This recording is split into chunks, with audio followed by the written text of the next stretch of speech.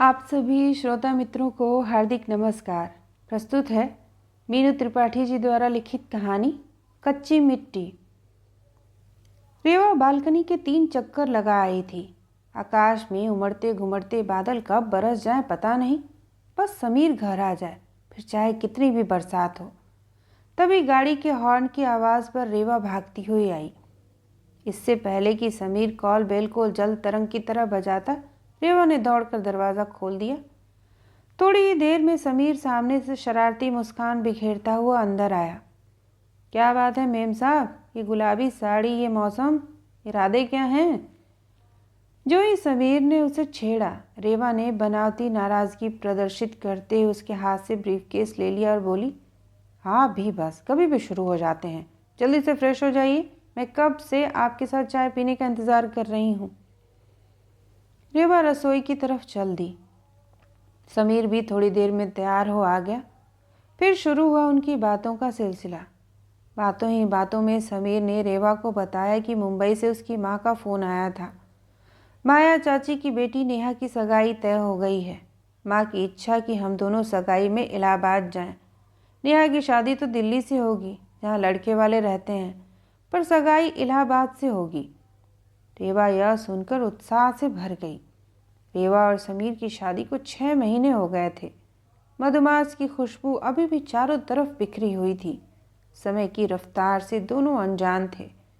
6 महीने मानो पंख लगाकर आए थे जो पल भर में बीत गए। समीर एक प्रतिष्ठित कंपनी में उच्च पद पर कार्यरत था। रेवा मंत्रमुग्ध थी ऐसे सौम्य व्यक्तित्व के धनी, शिष्ट, ऊंचे ओहदे और बेहद प्यार करने वाले पति को पाकर। उधर समीर भी रेवा जैसी सुंदर, सुलझी, प्यारी सी पत्नी को पाकर 7वें आसमान पर था। दोनों पूना में एक छोटे से फ्लैट में खुशहाल जीवन बिता रहे थे। प्यार और विश्वास की मीठी बयार ने उनके जीवन को महका रखा था। दोनों ने ही नहीं सोचा कि नागपुर की रेवा और मुंबई का समीर कभी यूं मिल पाएंगे। कल की सी बात लगती है जब रेवा की शादीशुदा चचेरी बहन गार्गी ने यह रिश्ता बताया था। उस समय रेवा को बड़ी मुश्किल से मनाकर जब समीर से मिलवाया गया तो रेवा उसके मोहक व्यक्तित्व और अतिशिष्ट व्यवहार से प्रभावित हुए बिना न रह सकी। अरेंज मैरिज के नाम पर नाक भौं सिकोड़ने वाली रेवा के दिल में कब समीर प्रविष्ट कर गया उसे पता ही न चला। चंद औपचारिक मुलाकातें और फ़ोन पर बातचीत, बस इतना ही संपर्क रहा। 2 महीने बीतते बीतते ब्याह भी हो गया। कुछ दिन ससुराल में सबके बीच मान सम्मान और समीर के प्यार से घिरी रेवा 2 महीने में ही समीर के साथ पूना आ गई। उसने इतिहास में पीएचडी की थी। समीर के कहने पर रेवा ने एक कॉलेज में आवेदन पत्र भर दिया, जिसमें वो लेक्चरर के रूप में चुन ली गई। रेवा 2 से 3 घंटे के लिए क्लास के लिए जाती थी, फिर वापस आकर पूरे मनोयोग से अपने घर को संवारती थी।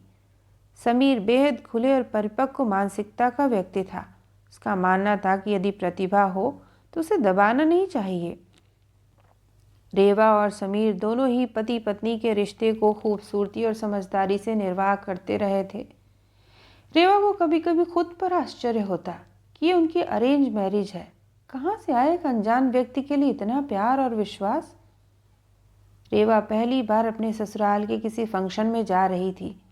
एक स्वाभाविक घबराहट उसके अंदर थी, परंतु समीर उसकी घबराहट को इधर उधर की बातों द्वारा कम करने की कोशिश कर रहा था। उसने रेवा को बातों बातों में ही माया चाची के घर परिवार से परिचित करा दिया था। वैसे भी माया चाची के परिवार के लोगों से वो अपनी शादी में मिल चुकी थी। इलाहाबाद पहुंचते ही नई बहू का स्वागत हुआ। नेहा बहुत प्रसन्न थी। उसने अपनी सभी सहेलियों से रेवा का परिचय कराया। सभी को बस एक शिकायत थी कि वो सिर्फ 2 दिन के लिए क्यों आए हैं। रेवा ने माया चाची का काफ़ी काम संभाल लिया था। हालांकि माया चाची ने उसे बस नेहा का ख्याल रखने को कहा था। रेवा को नेहा के रूप में सहेली मिल गई थी। शादी ब्याह की गहमा गहमी के बीच, कामों के बीच भी समीर रेवा के लिए समय निकाल ही लेता और बीच बीच में रेवा को छेड़ जाता। मैडम, ज़रा मेरा भी ख्याल रखना, समीर कहता तो रेवा घबरा कर यहाँ वहाँ देखने लगती। शादी से भरे घर में दोनों यूं चुहलबाजी करते पकड़े जाते तो बस पूछो मत। समीर की खूब खिंचाई होती। समीर व रेवा को छेड़ने का कोई भी मौका उसके कजन्स नहीं छोड़ते थे। आखिरकार सगाई का दिन आ गया। घर में मेहमानों की आवाजाही थी। माया चाची ने रेवा और समीर को स्टेज डेकोरेशन दिखाने को कहा। समीर और रेवा चुपचाप स्टेज और तैयारियों को देख रहे थे। तभी पीछे से एक नाम सुनकर रेवा चौंक पड़ी। चंदर! एक अभद्र सी आवाज़ पर उसका ध्यान चला गया। वो पलटी तो जड़ सी खड़ी रह गई। पान खाते उस व्यक्ति को मानो वो पहचानने की कोशिश कर रही हो। चेहरा जाना पहचाना सा लगा। पहले कहीं देखा है, पर कहाँ? उस अशिष्ट व्यक्तित्व में ऐसा क्या था जो उसका ध्यान खींच रहा था? तभी उस चंदर नाम के व्यक्ति ने फूल वाले को असभ्य गालियां बकते हुए कुछ निर्देश दिया। समीर उसकी असभ्यता पर असहज हो गया। उसने शालीन शब्दों में उस व्यक्ति को अपनी वाणी पर नियंत्रण रखने का आदेश दे दिया। रेवा वहां और खड़ी न रह सकी। वो ऊपर वाले कमरे में चली आई। कमरे की खिड़की से उस व्यक्ति को देखती रही। तभी नेहा उसके कमरे में आ गई और प्यार से वो बोली, क्या हुआ भाभी, आप यहाँ क्यों आ गई? नेहा, कुछ सिर में दर्द सा है, मैं आपका सिर दबा दूँ? नहीं, कुछ देर आराम करूँगी तो ठीक हो जाएगा।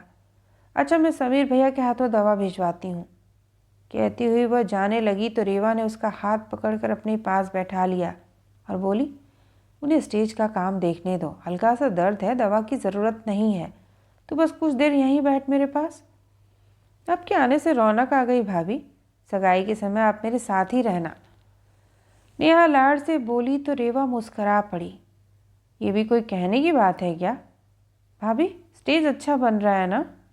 बहुत सुंदर है। कहते हुए रेवा का ध्यान फिर नीचे चला गया।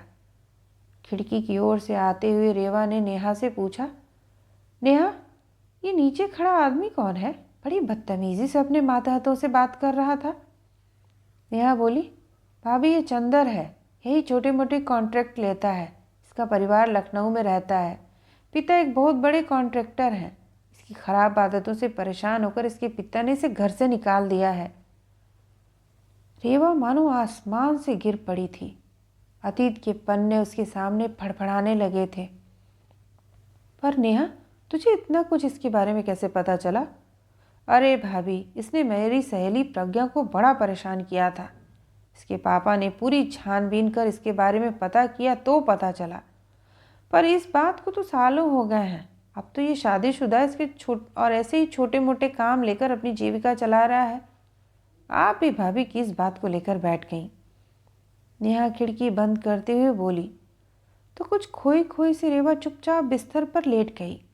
कहीं नेहा उसके मनोभावों को ताड़ न ले, इस भय से उसने आंखें मूंद ली। नेहा का चुहल से भरा स्वर कानों में टकराया, आपकी तबीयत ठीक होना ज़रूरी है, वरना हमारे समीर भैया के चेहरे की रौनक चली जाएगी। हंसती आप है भाभी और खुशी समीर भैया की आंखों से छलकती है। नेहा की चुहलबाजी भी रेवा के होठों पर मुस्कुराहट नहीं ला पाई, तो उसने भी अपनी भाभी को और छेड़ना ठीक नहीं समझा। नेहा ने रेवा से कहा, अब आप आराम से सो जाइए ताकि शाम तक आपकी तबीयत बिल्कुल ठीक हो जाए। वह हल्के हाथों से रेवा का सिर दबाने लगी। जब उसे लगा कि रेवा सो गई है तो धीरे से दरवाज़ा बंद करके चली गई। परंतु रेवा की आंखों में नींद कहाँ से आती? उसका अतीत तो पूरे वेग से उसके सामने आकर खड़ा हो गया था। रेवा 11 साल पीछे चली गई, जब वो 8वीं कक्षा की छात्रा थी और चंदर उसके बगल वाली सीट के पीछे बैठता था।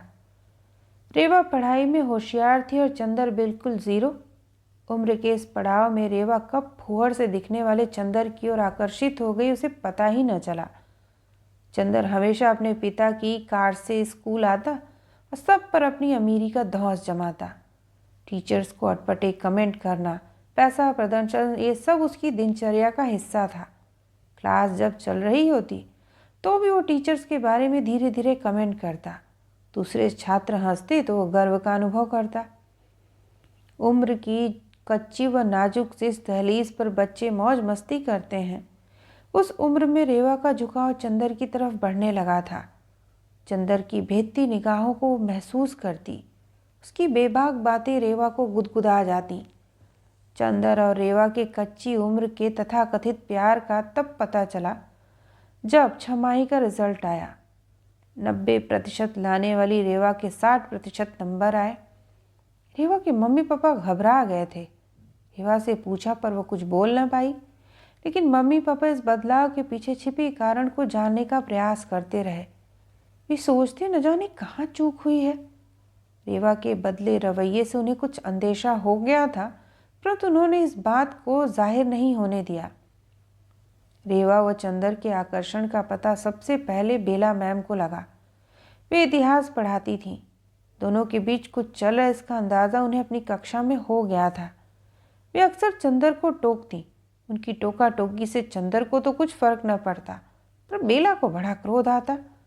हद तो उस दिन हो गई जब बेला मैम को चंदर की कॉपी चेक करते समय रेवा द्वारा लिखी प्यार भरी चिट्ठी मिली। बेला मैम ने अपना सिर पकड़ लिया। बेला मैम ने पहले चंदर फिर रेवा दोनों को अलग अलग बुलाकर फटकार लगाई।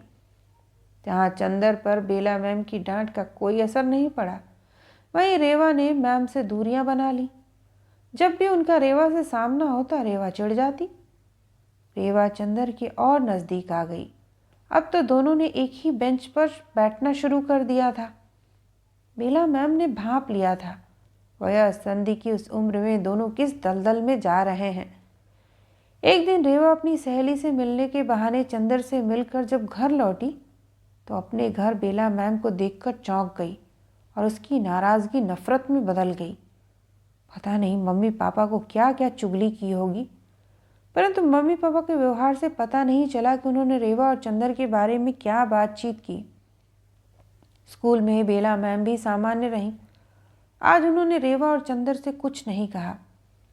रेवा के मम्मी पापा जब रेवा के साथ अधिक से अधिक समय बिताने लगे, उसे समय देते हुए जब तब बाहर घूम आते। उनकी कोई नकारात्मक प्रतिक्रिया न देख रेवा भी निश्चिंत हो गई। उसके पापा का तबादला अचानक दिल्ली हो गया।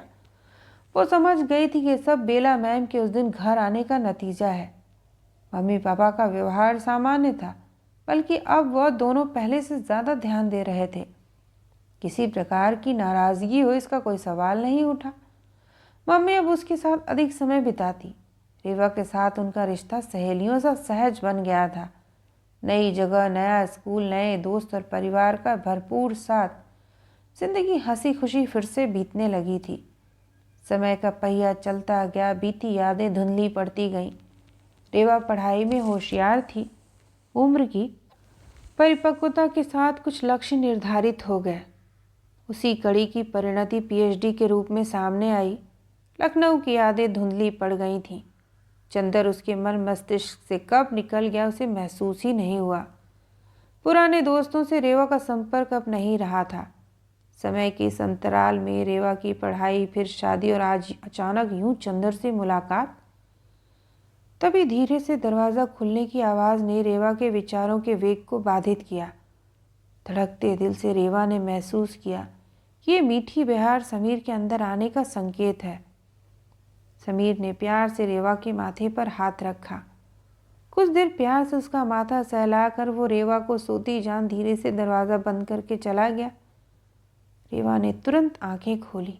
वो धड़कते दिल से खिड़की तक आई। चंदर की नज़र उस पर नहीं पड़ी थी।